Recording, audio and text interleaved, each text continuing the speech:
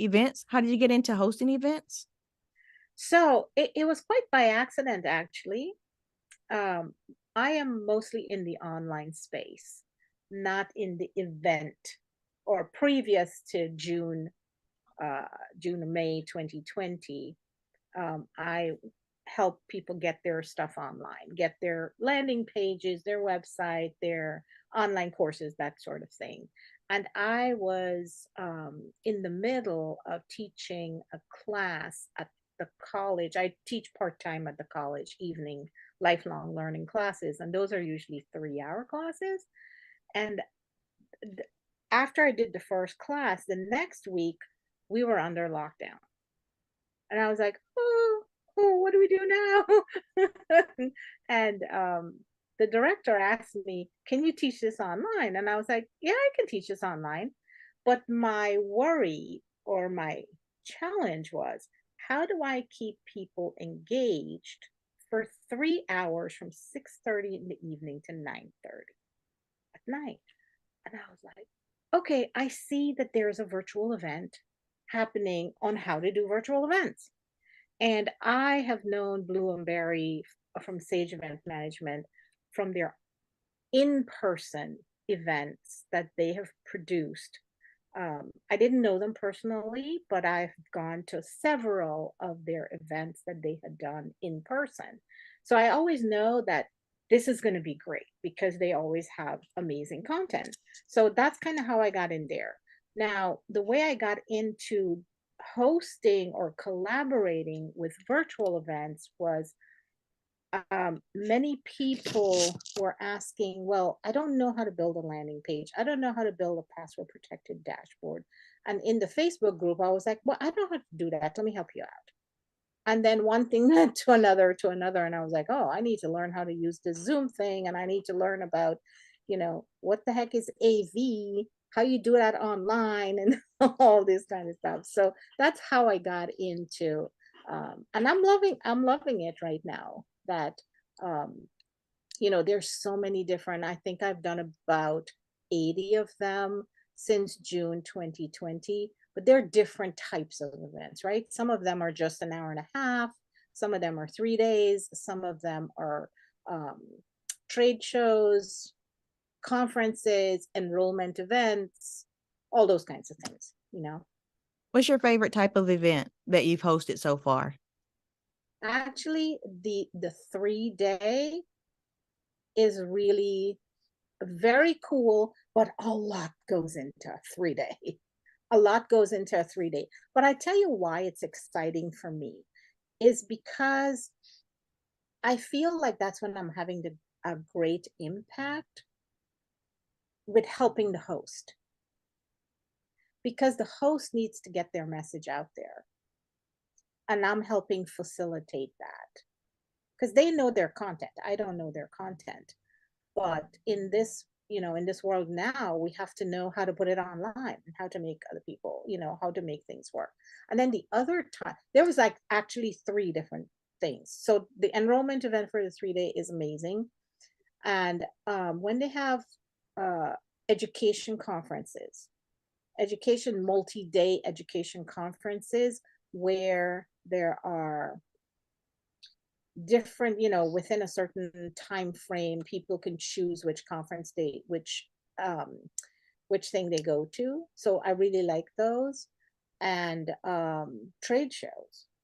In the beginning in 2020, another friend of mine that I met at the TVE online, it we co-produced a trade show that had over 350 people. I forget how many. It was 22 Zoom rooms, and just kind of designing that whole thing is fascinating. What do you prefer, hosting, producing, or organizing? I actually like all of those aspects because I feel as a business owner, I need to be able to do all of those things. Because if when I'm hosting, because that's how I grow my business, by hosting my own event. And then on the other side, with different services, that I have in my business, I collaborate, design, strategize, those kind of things for other people. So I don't really have a preference on one or the other. Obviously, um, you know, there's a challenge. It's not a, it's a great challenge. It's something that pushes you to think, how can I, how can I make this better? How can I do it? You know, how can I be innovative about how I do this? I can understand that. Sometimes hosting makes me scared, and sometimes being an organizer is frustrating. Being Yes, a producer, I find very easy because I love no code automation. correct, correct. Totally. I get you. I Yeah. get you. Yeah. But That makes me happy. The other stuff uh is like, ah. yeah. Well, one of the things is when you're helping to organize, um, and it happens across everything, is that a lot of times you don't get the information on time. So I know I've stayed up until 3 and 4 o'clock in the morning to get something done because I didn't get it in a timely way. But I have to, I don't, you know, I don't get mad at that, only because I know that they're also under pressure. So I just want to make it as smooth as possible from what I have to do for that particular event to go smoothly, because the last thing you want to do is add pressure to your host, you know, or as a host, you don't want them to add pressure to you. I understand that. That used to make me so upset, and then I stopped asking them to do stuff. I would ask people to speaker wrangling is what mostly frustrated me. I would show up, ask them to fill out a form so I could fill out their landing page. They say Mhm. okay, then they wouldn't do it. Like not at all. Oh, yeah. Some people I've met just say you're out of the event. I was like, wow. So now what I do is that I go to their LinkedIn page. I fill out their speaker dashboard for them. And like, if you don't like it, you have permission to change it. But if you don't change it, it's going to stay just like this. You know, I started doing the same thing, because on Tika Talk, sometimes I would ask, can you send me a picture? Can you send me a little bit about what we're going to talk about? You know, whatever. And I wouldn't get it. This is earlier, but I started taking the other approach, like what you're doing, is just get everything from LinkedIn, because I know everybody is busy. I get that. And then I send it and I say, can you approve this? You know, I'm happy to change it. Yeah. My I think the last virtual event I did, I was the producer. And I told them how I set up their speaker dashboard, and it's like, no, don't do this. If they don't take the time to set up their speaker dashboard, they're out because they're most likely not going to show up. I never thought about them not showing up. Yes. I never I thought. think I think when somebody is speaking for free, like if they're volunteering the speaker position, they don't have any skin in the game. Well, they have some, but it's not the priority, right? If they've paid to play, then they'll show up, right? You know, if they pay to play, they'll show up. I spoke with Kimberly Crow of Entrepreneurs Rocket Fuel, and she spoke about asking your speakers to pay you to be on your stage. And I'm like, whoa, speakers are paying you to be on your stage and you're not Yep, paying speakers? yep, Like, yep, yep. yeah. That's paid to play. That's paid to play. Yeah. And a lot of them do it. I am so Yes, shocked and surprised. yes. We have to talk about that offline. I'll give you some tips on that. Or I think you're on mute. sorry. Get out again. Sabrina, you've helped me a lot with my event business, and now you're planning a workshop see Monday, December 19th. Can you tell us a little bit about that? Yes. So every year, like everybody else, most people will do a plan. I hope everybody does a plan, especially if you have a business, or at least have some sort of wishes, hopes, and dreams.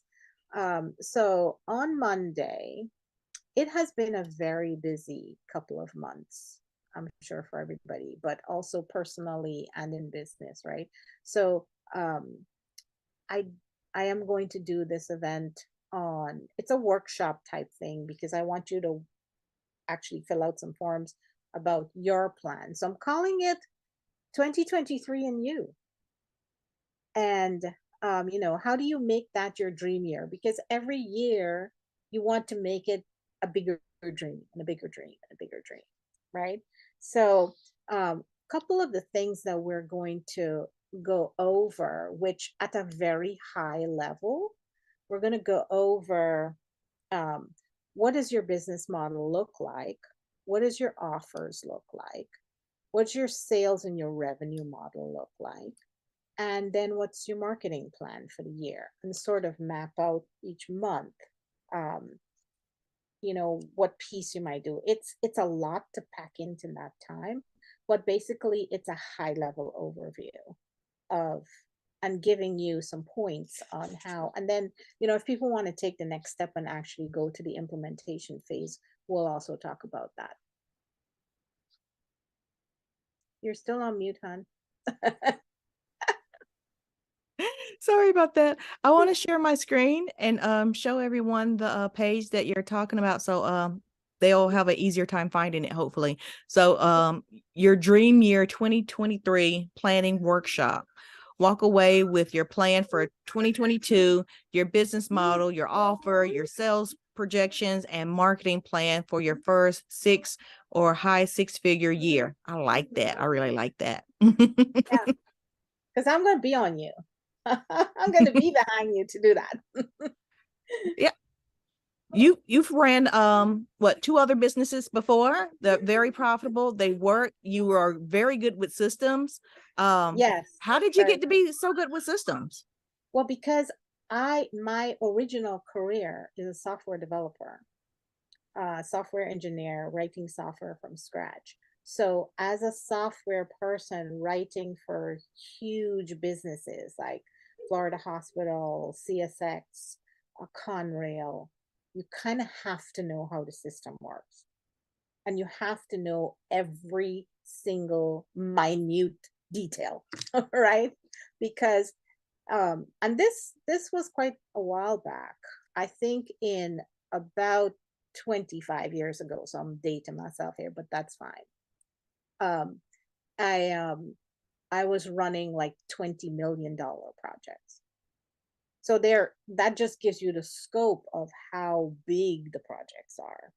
So what happened is I'm just trained on how to think in a very systematized way. So funnels and those kinds of things, I love to do that because I can see it all the time. Yeah, I I love I puzzles. love It's that. like, let me figure out that puzzle for you. So even when you're just starting out, you're just having a business, you can figure out a way for them to create systems. I like that. Like, Yeah, because the thing that happens, right, is if you if you haven't and it takes a little while to get into that groove because at first you're not sure and whatever. But once you get into the groove, like one of the things, especially online, because since COVID has accelerated the need to be online by about 7 to 10 years because everybody buys everything online and they expect instant results, right? Because you can deposit a check, you no longer have to go to the bank. You deposit, it's already there. You order a book from Amazon, it's on your door a couple hours later. Everything is instant, right? So some of the techniques that I still see people using that personally, I mean, and if it works for them, I'm not knocking it, but it doesn't work for me because I'm a one person business and I hire consultants when I need to. So having let's set up a phone call. If you're going to hire me and you're serious and you're at the point where you're ready to hire, let's have a phone call then. But if you're just having a discovery call, no. I recently did a sponsorship of an event, and I did not do a calendar link. I had 52 people opted in. Where would I have gotten 52 appointments on my calendar? And these are just discovery. In the beginning, when you have that type of time, when you have that much time on your hands and you're just figuring it out, that's the way to do it, because that's how I did it in the beginning anyway, is actually calling. But today, the reason why I'm convinced that it's not exactly the best strategy when you're selling an entry level program or service is because since COVID, you have to understand how COVID changed people's thinking. And right now, the online space is extremely noisy.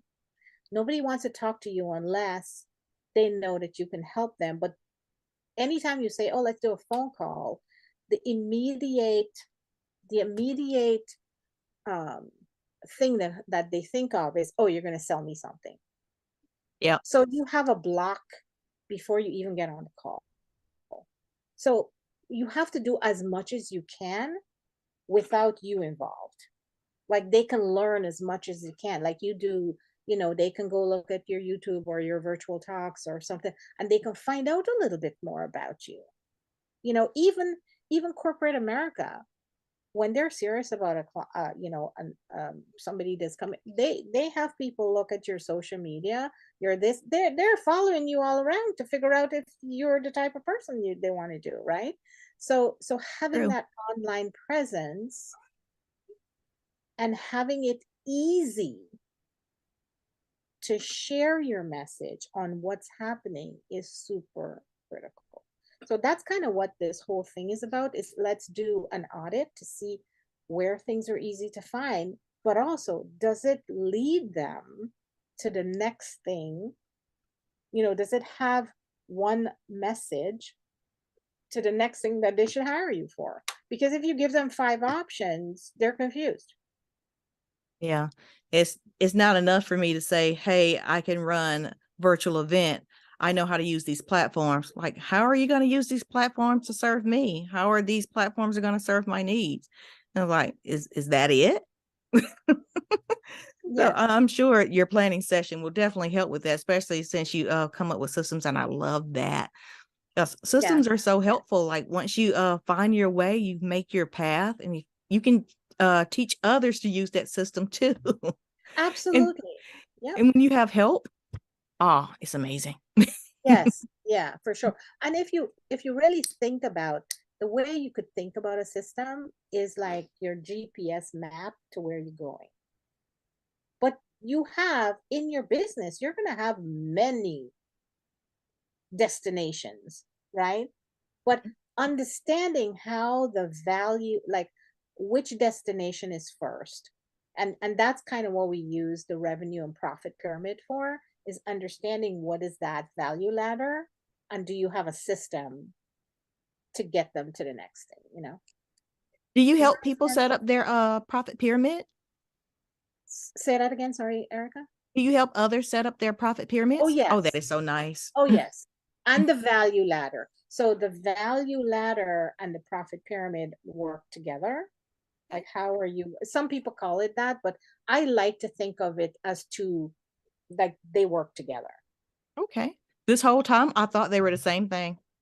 So, Well, they can be the same thing, but here's what I look at it. So the profit pyramid has the other things. To me, the value ladder helps you determine what value you need to give at that level. So if it's a free level, what is the value that free level is going to give the person before you ask them to jump to the next level? Whereas the profit pyramid is showing you, okay, at the free level, I have virtual talk or I have Teekah talks. At the next level, I have a $27 product or a $47 product.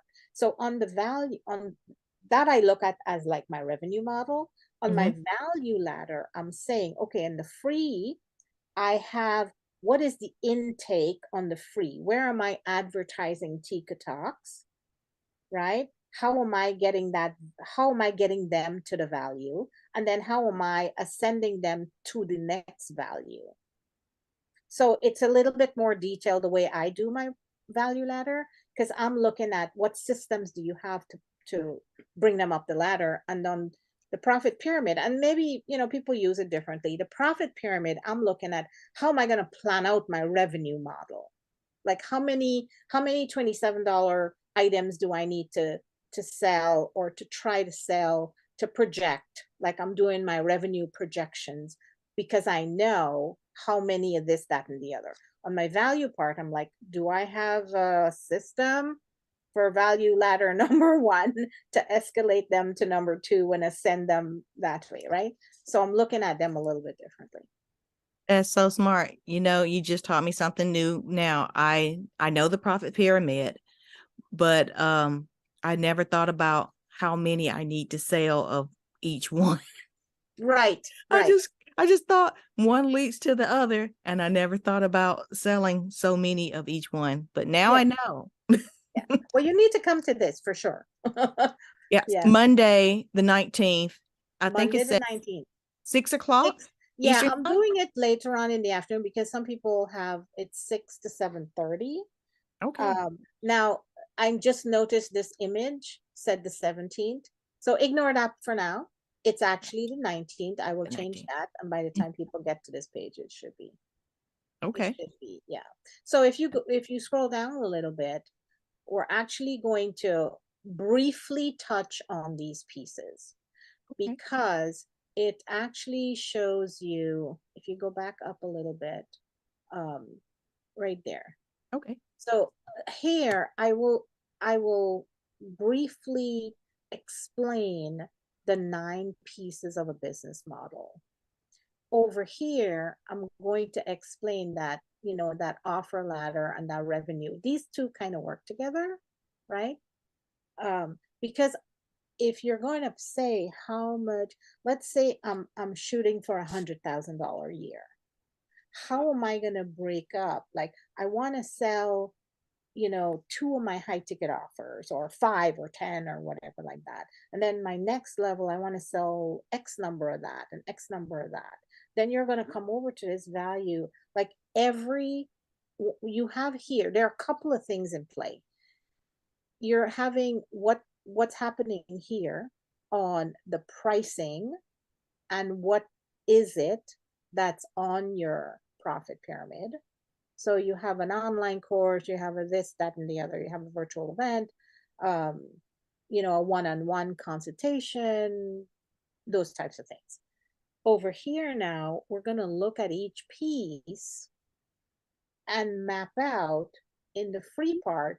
You take an audit on the free part. What do I have that's currently existing? And where is my gap? And how do I, and this, my marketing piece here is going to start identifying those gaps. And also, what do you need to add and get that one going and stuff like that. So it all, because over here, all these pieces here fit into this model. So once you understand the pieces, how they fit, it's all like a big puzzle. It's all like a I big like puzzle. that. Yeah. Things working together. Right, exactly. So this really, when you do it this way, it helps you to not run after shiny objects. Because you can spend a lot of money on shiny objects I and it do. doesn't. I do. Oh, trust me, I have done.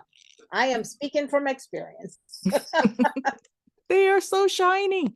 It's but what happens with shiny objects, it feels like a missing piece of the puzzle, right? But if you don't understand what the end picture of the puzzle looks like, you don't know if it belongs to this puzzle or that puzzle or the other puzzle. It's a piece. Every shiny object has value, but does it have value on the puzzle you are currently working on? Yeah. You know, so you may not need it today. You may need it, 6 months from now.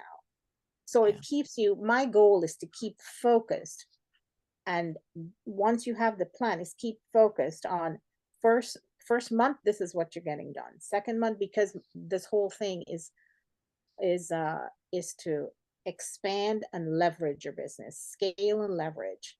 What you currently do is just is your regular stuff. It's not, your regular stuff. Because if I'm gonna say, okay, Erica, you should be thinking of talking to 5 corporate people to run their event. So you have a goal and you know that in the month of January, I need to do 5 asks. I need to reach out to 15 people, so maybe I'll get 5. Because you can reach out to, normally you'll have to touch so many people to Mhm. get so many people to show up, to get so many people to hire you. So it's not because you reach out to 5, you'll get all 5. You might have to reach out to 50 to get 5. So we do all that formulation of how, but also having track sheets like, okay, this, I'm tracking this, because then it keeps it front and center. And also figuring out every day or every week, this is what I want to get done. I'm breaking it up into smaller pieces. So that's not the only, because you can't just focus on this because you have business to run, right? This is to scale your business and to get this piece, this next little piece on autopilot as much, but it'll take some time to build, right? I like this. I can see this. I can see you teaching this at least 4 times a year because Absolutely. everybody's going to need to revisit their goals and their Yeah. plans for the year. Yeah. Yeah. You need to have check-ins. Like, how are we doing? What's happening? And a lot of, you may have heard this word, the sprint, work in a sprint. Have you Yeah. heard that? Hmm. So that whole thing comes from the computer industry, the agile methodology. And um that's all a part of, which I'm gonna ask my husband to actually do a little breakdown on how that looks, what that looks like, and how you manage your projects so that you can work in, how do you break it down into sprints and what does that mean? And these are the sheets that, this is what you need. This is critical. This is critical. Like, you only focus on this one thing. So you get that piece done. It's like, think of running a mile, right? You're only focusing on the first 100 yards. That's all.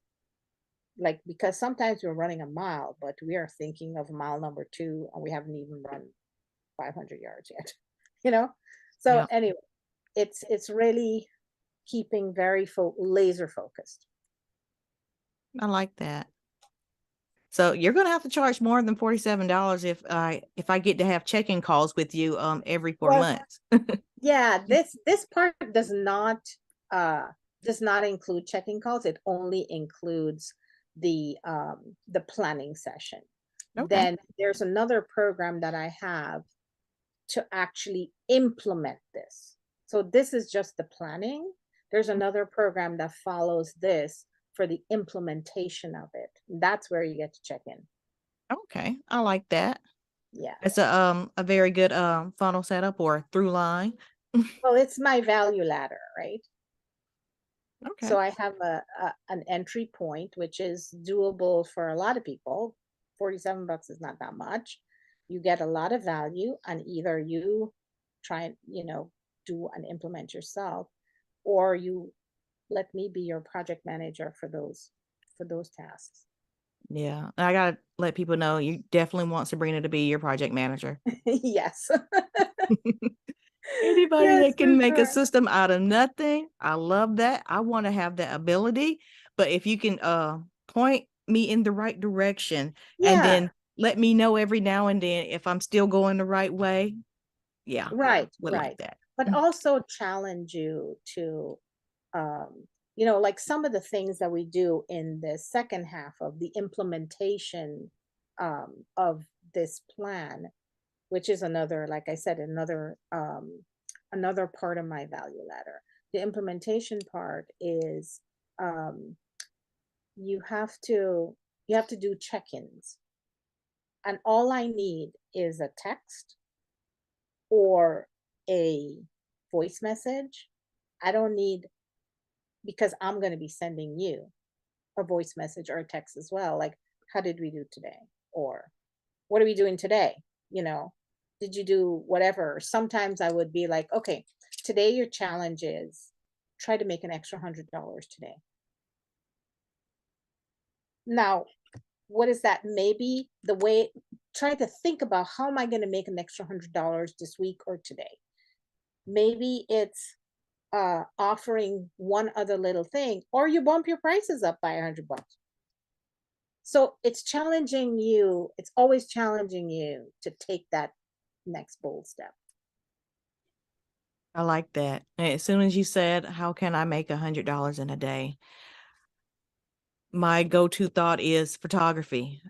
I can make $100 in a day easily with photography, but I don't want to do it anymore.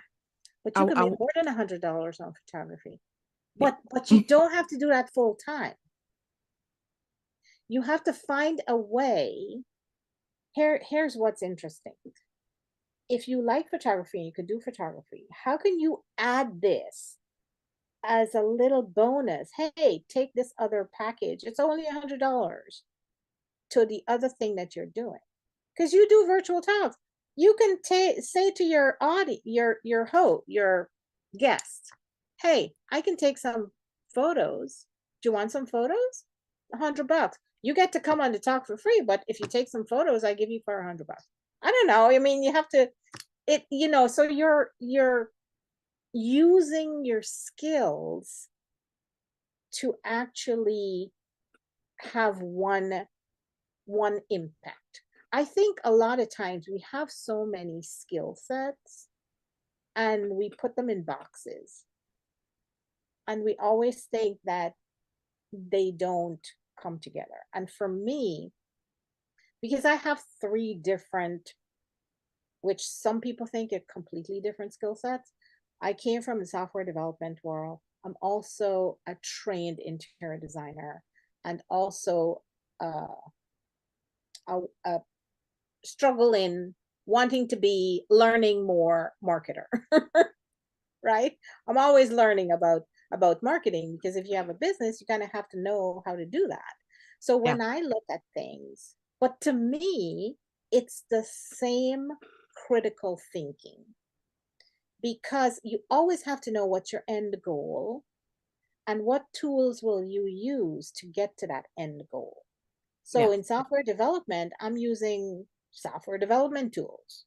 In interior design, I'm using interior design things like flooring and fabric and blah, blah, you know?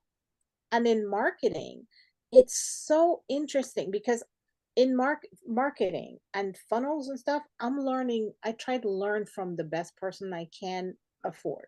Right now, I'm in Russell Brunson's program. He is the funnel king. And the webinar, I mean, he knows all these. He's been studying it for decades.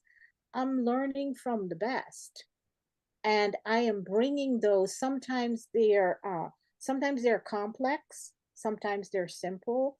So I'm looking at, and I can see where things are not going right. I also am an avid reader, and I look at things like and I read these business books, and I'm like, well, that really works if you have a huge company. But how can I take one or two points and bring it to a smaller company? So, for example, there's something called Blue Ocean Strategy. I don't know if you've ever heard of that, right? Well, Yes. I have that book, and it is a heady book. It is very technical, but there is one strategy that I use in that book to show you how to position your offering in the blue ocean. It's a graph. You map it out on how you can position yourself, that you don't sound like everybody else, and you're offering the same service, but how do you differentiate yourself? That's always really a tough thing. It's like, how do you differentiate yourself? So those kinds of things I bring to the table on, all kinds of stuff, which is fun for me. I like that. You made me think of something else. I don't have to do photography to get an easy $100. In my Book Like a Boss, my scheduling, I asked if my guests would like their time on Talk Virtual to be repurposed and distribute. I'm a big fan of distribution and Yes. repurposing. So I chop up content and I make landing pages out of it. I send it to Missing Letter. Missing Letter will send things out 9 times throughout the year. I ask if they want to do that. And I always say first time's free. But maybe that could be the $100. No? First time for anything is not free. Okay. Erica, your virtual talk is free. You have to have the value ladder. No, that is not free. That is a lot of your time. That is a lot of your time.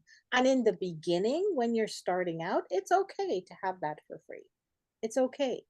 But you're not a volunteer in your own business. You're in business to make money. We That's true. all are. And we do. And maybe if it feels better, I know because sometimes I had a hard time with this. Okay. Because I'm a giver and you're a giver as well. Right. But I think if once a month or once a quarter, you randomly pick somebody to give it to as a gift, or you give it to somebody that's just starting and struggling to start, I like that to that. me is a really nice gift. Yeah, that could be a giveaway. Yes. I like hanging out with you, Sabrina. All right, Erica. I like hanging out with you too. I'm learning a lot about this streaming and things like that. You have to teach me some more about that. Will do. I mean, that is amazing. I can do a giveaway from the stuff I already do. Um, do not give the stuff away for free because I'm not a volunteer in my company. No, Talk Virtual is already free, so I don't have to give more continue. stuff for free. Yeah. So Your value, your profit pyramid doesn't need to all be free, it's true. right? So, I mean, you've put your time in giving away a lot of stuff. You've learned a lot of stuff. You know, sometimes people when I don't actively do interior design anymore. If I have clients that previous clients that call, I will do something for them. One of the things that I do is if for my clients, if they need an office makeover, I'll help them do that. Or a couple of things that I really um um I think as a business owner, you need to take care of yourself as a whole. And part of the whole is your physical environment, right? Your physical environment, are you planning your 6-figure business in a space that doesn't inspire you? That doesn't, I used to have a program years ago when I first started interior design, is that if you're planning, if you have, I'm sure you've known of Jim Rohn. Yeah. Jim Rohn used to say the first thing you need to do if you ever win $1 million is become a millionaire. And I was like, well, what the heck does he mean by that? But you have to start thinking like that. You have to you have to have a different, you have to upgrade your mindset and upgrade your thinking. So if you are planning a 6-figure business, a 7-figure business, does your environment support that? Are you making a decision from that vision point, right? To actually elevate the way you have to own it, right? I'm sure you've heard all these things already. It's like, act as if. Yes. So little things like that. And then so there's a lot like little things that you throw into play, but also, I mean, something simple like color, Hmm. right? If your visuals, your graphic doesn't really speak to you from an emotional standpoint, that's where my color theory comes into play. I love So, color theory. oh, good, good, good, good. It's fascinating, fascinating. Um, and so anyway, those are some of the pieces that I bring to the table with me as a unique, my uniqueness, right? You make me think of so many things. I was very tired and I asked my phone, why was I so tired? And it gave me this article. And I read, it was a very short article. It just asked questions really. And it says, are you in a blue room? And I'm like, and it says, is your desk messy? And I was like, I'm thinking this paper can see me because yes, I'm in a Yes, blue room and my yes, desk does have a lot of paper on yes, it. And yes. it's like, open the curtains and clean off your desk, drink water. And I'm like, wow, this whole amazing stuff. It's Your something environment simple, really right? affect you. It's absolutely, it's something so simple. I remember when I was in the middle of the interior design business, um, I have family that lives in Florida, and the hospital in Vero Beach, they have this thing called Friends After Diagnosis. And it's a group of people that either were just diagnosed with cancer, just finished having cancer treatment. It's like cancer patients. They Mhm. have this support group. And they asked me to give a talk on interior design. And my talk was about creating a healing home. And it was there was this, obviously when you're sick, right? But your environment can make you feel sicker and you don't even know it. Yeah, Because after a certain time, you don't see. Right now, I got a pile of stuff on my desk, and I'm like, "Ugh." We all have that. But if we have, rituals and routines to actually take care of it, but we have to first be aware of it, it's you true. know? Yeah, we first have to be My aware. son is 7 years old, and I know that we are related because he is addicted to paper, just like I am. He likes to have paper everywhere, just like I do. Uh-huh. So, yeah, Yep. it's Yep. definitely a thing. Yeah. Yeah. I hear you. Yeah, for sure. Okay, so one more time, I want to share my screen and let people know about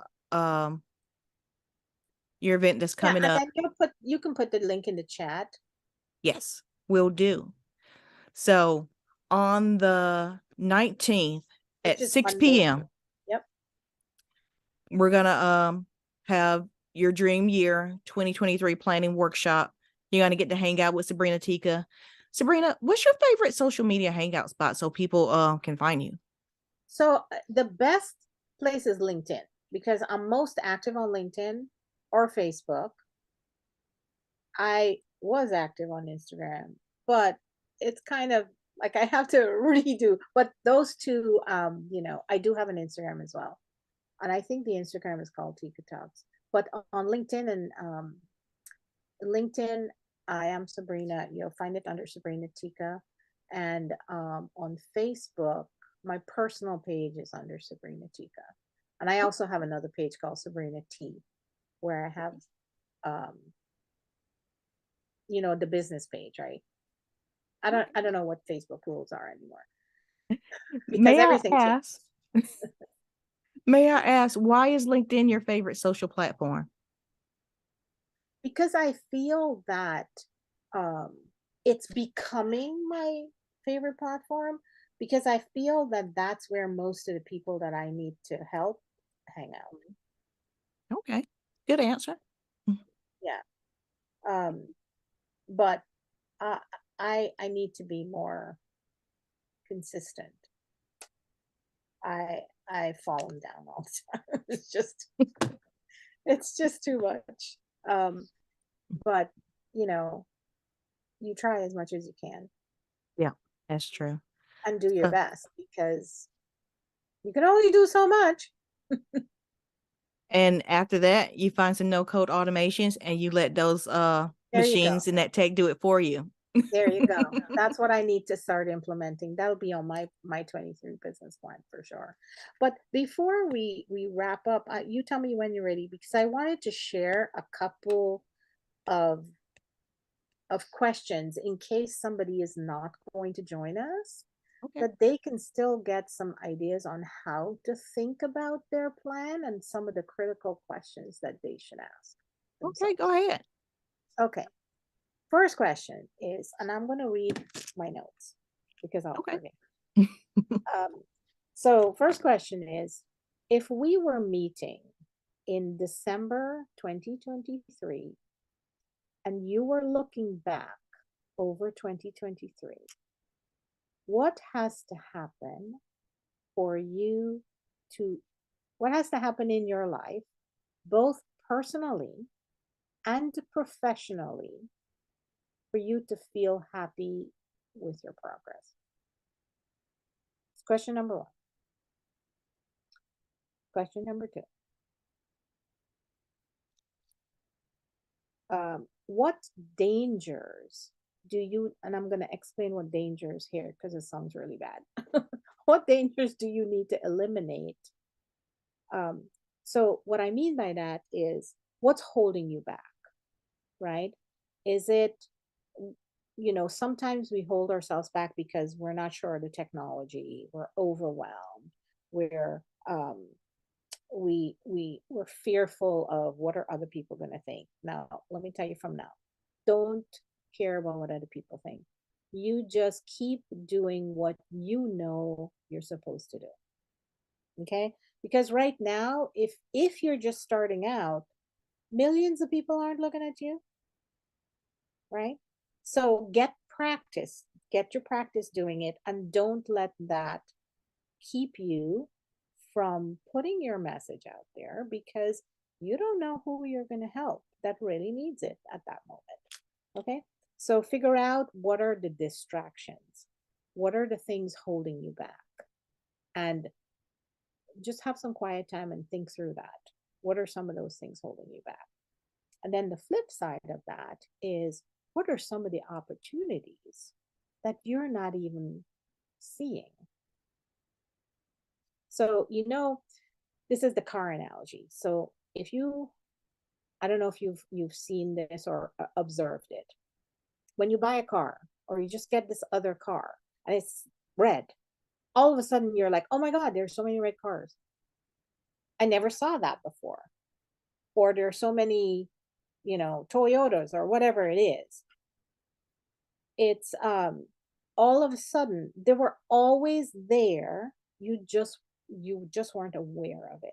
So what are some of those opportunities that are right in front of you that you're not paying attention to or taking advantage of? So write those down.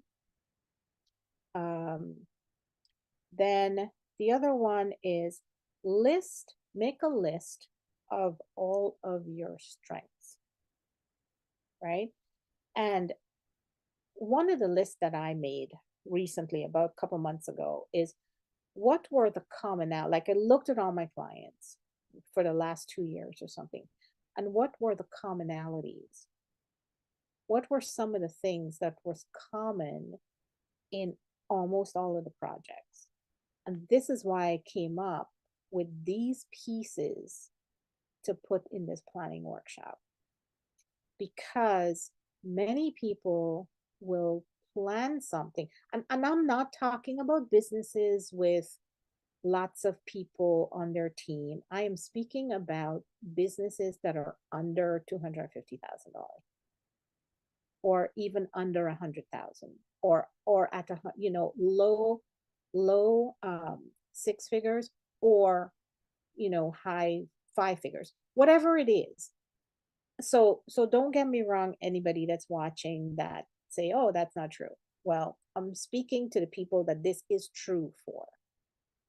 You want to do an event, you want to do a some sort of program, and the infrastructure is not in place.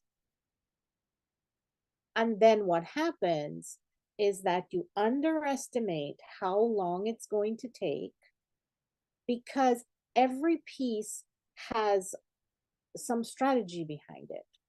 Every piece needs to have some sort of um, thought behind it. So um, if you're going to have a course or whatever it is, then you you have to send out 6 emails, one at this time, one at this time, one at this time. Do you have those written?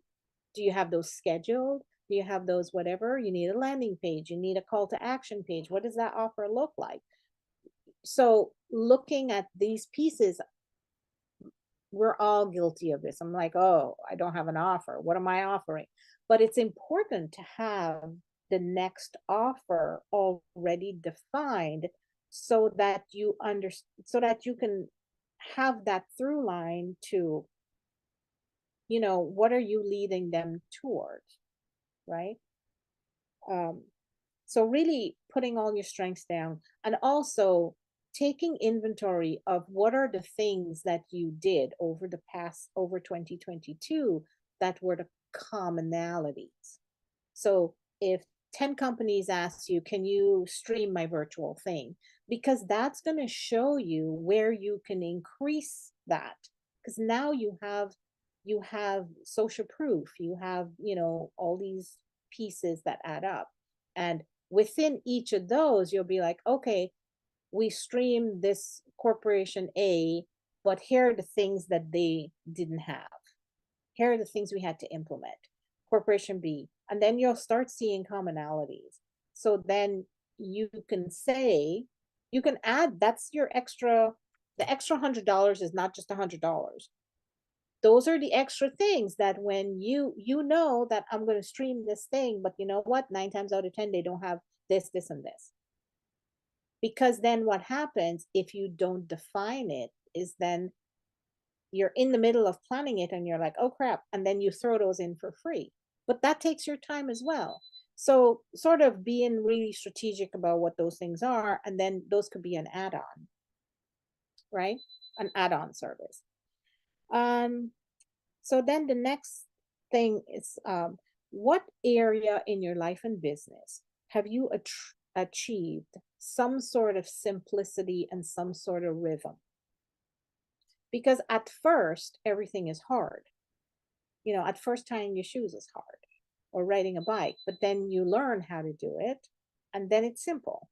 So what are some of those areas that's simple? Because those, and what do you like? Because those are starting to be your superpowers. And you want to expand those and do more of those. Or you want to teach people how to do those, right? And then one last thing I'm going to leave you guys with is do a brain dump. Have 2 sections, one for your life and one for your business. What is on your plate right now? What exactly is on your plate? And then come to the event, and then we'll figure out what to do with the brain dump that you just did. Right? Because that is, it just clutters your thinking when you got like 100 different things going on. I got to get this done. I got to get this done, So hopefully that was a little helpful to get you started on planning 2023 and your life and you.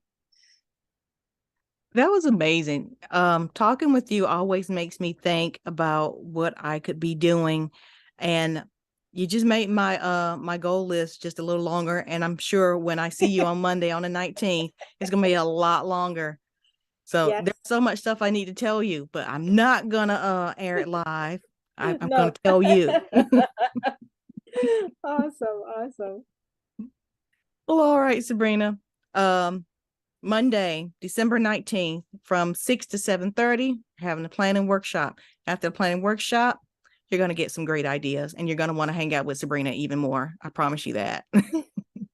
Thank you. Thank you so much, Erica. Oh, Sabrina, I want to say thank you for your time, and we'll see you on Monday.